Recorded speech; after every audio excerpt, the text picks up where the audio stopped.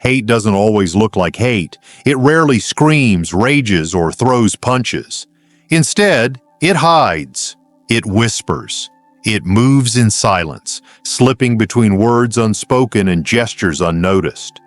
You might not see it at first. You might even mistake it for something else, politeness, indifference, or even support.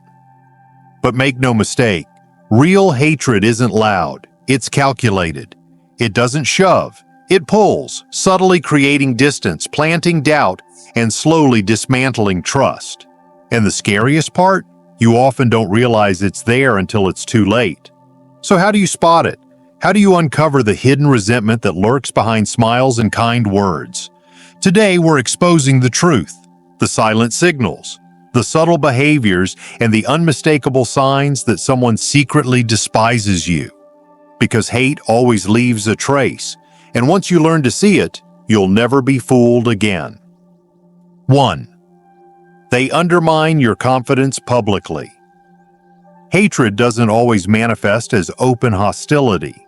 More often than not, it's subtle, hidden beneath layers of sarcasm, passive-aggressive remarks, and well-timed jabs.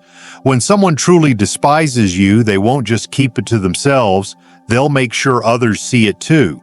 One of the most telling signs? They constantly undermine you in public. They won't attack you outright because that would be too obvious. Instead, they'll use humor as a weapon, disguising insults as just a joke. They'll mock your ideas in a group setting, make backhanded compliments, or bring up embarrassing moments just to watch you squirm. It's never about lighthearted teasing, it's about control. They'll act like they're just having fun, maybe even pretending to be your friend, but their words carry a sting. They choose their moments carefully, waiting until you're in front of an audience, colleagues, friends, family, because that's when their words do the most damage. They don't just want to hurt you, they want others to see you falter. And why? Because deep down, your confidence threatens them. Your success, your self-assurance, the way you carry yourself. It bothers them. It makes them feel small.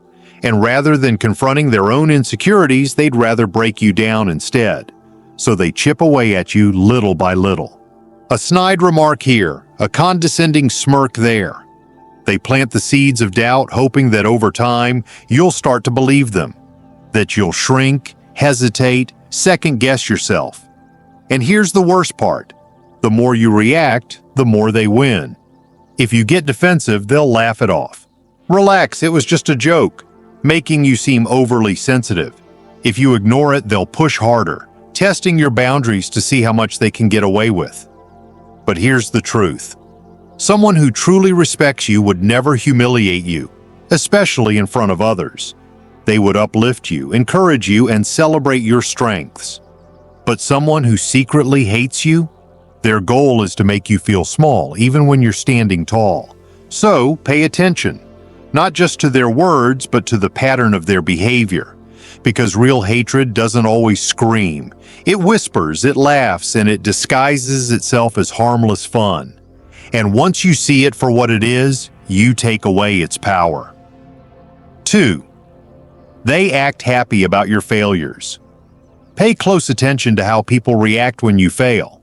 Not just the obvious reactions, the words they say, but the subtle ones. The glimmer of amusement in their eyes, the slight smirk they try to hide, the way their voice lacks real sincerity when they say, "Oh no, that's terrible."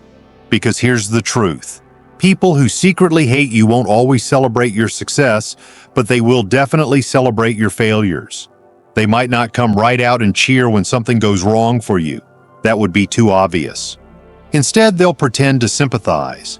They'll offer fake concern, maybe even some hollow words of encouragement. But if you look closely, you'll notice that their words don't quite match their energy.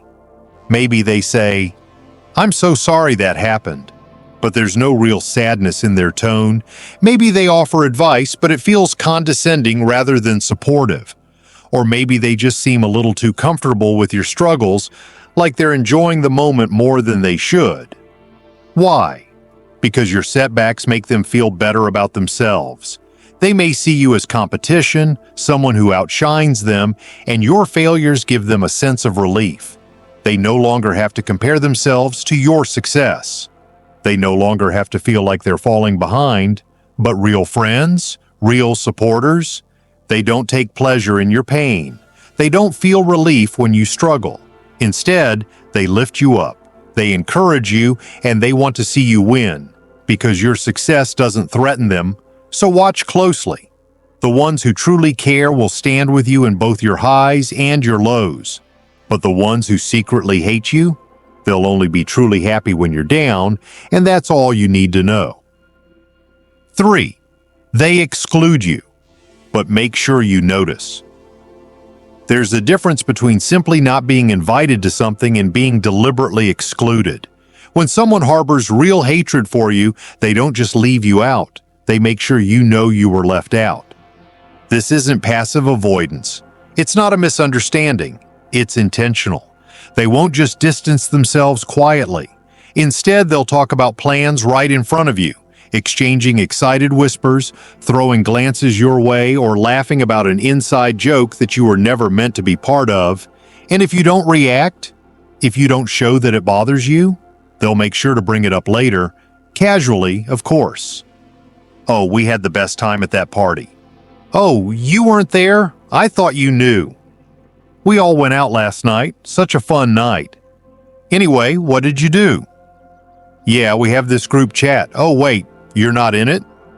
At first, it might seem like an oversight, but don't be fooled. This is a calculated move. The goal isn't just to exclude you, it's to make you feel excluded, to make you question your place, to plant a seed of doubt in your mind. Do they not like me? Did I do something wrong? Am I just imagining this? And the worst part? They enjoy watching it sink in. They get satisfaction from the subtle sting they know you feel. They thrive on that moment when realization crosses your face, when you try to hide the hurt, when you pretend it doesn't bother you. Because this isn't just about leaving you out, it's about making you feel small, insignificant, and disconnected. But here's the truth. Real friends don't play mind games. They don't find joy in making you feel excluded. If someone truly values you, they'll want you there. They'll make sure you're included. So pay attention to the pattern. If it happens once, it could be an accident. But if it happens repeatedly, if the exclusion feels pointed, deliberate, then it's not a coincidence. It's a message, and that message is clear. They don't want you around, but they do want you to notice. 4. They imitate you, but with malicious intent. You've probably heard the phrase, imitation is the highest form of flattery. And in many cases, that's true. We naturally mirror the people we admire, the ones who inspire us, who leave a mark on us. But when someone secretly despises you, their imitation carries a far more sinister purpose. It's not about respect. It's not about admiration. It's about control. They don't copy you to learn from you. They copy you to erase you. They mimic your style, your phrases, even your mannerisms. They start dressing like you, adopting your interests, or suddenly developing the same ambitions you have. But if you look closer, you'll realize something unsettling. They aren't just imitating you. They're trying to replace you because deep down, they resent you. They can't stand that you have something they don't, an energy, a presence, a confidence that sets you apart. And instead of building their own identity, they take pieces of yours. But they don't stop at copying. They twist it, they distort it, and they make sure you notice. They want you to feel less special. They want to strip away the things that make you unique and leave you questioning yourself. Suddenly, the way you talk, the way you dress, the way you express yourself, none of it feels yours anymore. They want you to wonder, did I really stand out in the first place? Or was I just average all along? And that's exactly what they want, to make you doubt yourself. Because if they can make you second-guess your originality, if they can make you feel uncertain about the very things that make you you, then they win. Watch their intentions. True admiration comes with acknowledgement. But malicious imitation? That comes with silent competition. They won't compliment you, they won't give credit. Instead, They'll subtly act as if your originality never belonged to you in the first place. They'll one-up you. They'll try to outshine you at your own game, so the next time you notice someone copying you a little too closely, pay attention. It's not always flattery. Sometimes it's jealousy. Sometimes it's manipulation. And sometimes it's a quiet but undeniable sign of deep, hidden hatred. 5. They gaslight you into questioning reality. The most dangerous form of hatred isn't the kind that screams in your face. It isn't the person who openly insults you, belittles you, or declares their resentment for the world to see. No, the most insidious kind of hatred is the one that creeps in silently, disguised as concern, as logic, as reason. It wears a mask of subtlety, pretending to be harmless, pretending to be on your side, until before you even realize it, you're trapped in a web of doubt, confusion, and self-blame. This form of hatred doesn't just seek to hurt you, it seeks to rewrite your reality. And one of its most potent weapons? Gaslighting. When someone truly despises you, they don't always attack you outright. That would be too obvious, too easy to recognize. Instead, they work from the shadows, getting inside your head, twisting your words, distorting events until you start questioning your own sanity. They want control, not just over you in the present, but over how you perceive the past. Because if they can manipulate your memories, if they can make you believe that what happened didn't really happen the way you remember, then they can shape how you react to them now. They can make you doubt yourself, your feelings, and your instincts until you're no longer sure what's real and what's not. And once they have that power over you, they can make you feel like you are the problem. Gaslighting doesn't start with an explosion. It starts with a whisper, a denial, a contradiction so small that at first you don't even notice it. You bring up something they said and suddenly they act confused. "I never said that. Are you sure you're not imagining things?" You remind them of how they treated you, and they wave it off with a dismissive laugh. "You're overreacting. You always make things bigger than they are."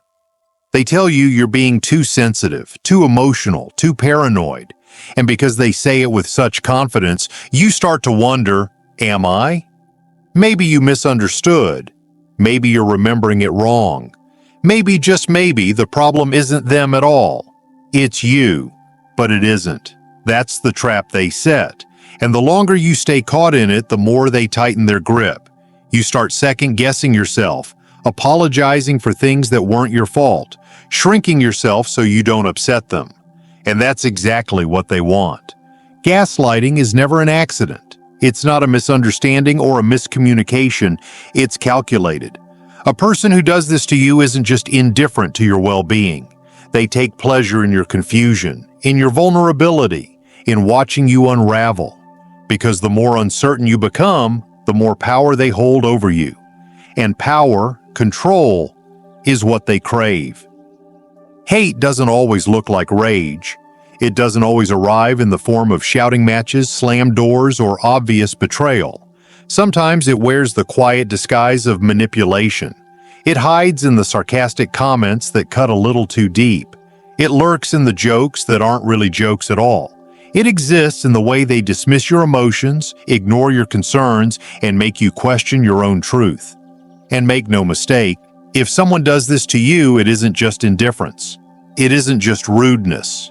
It's hatred, and you deserve better.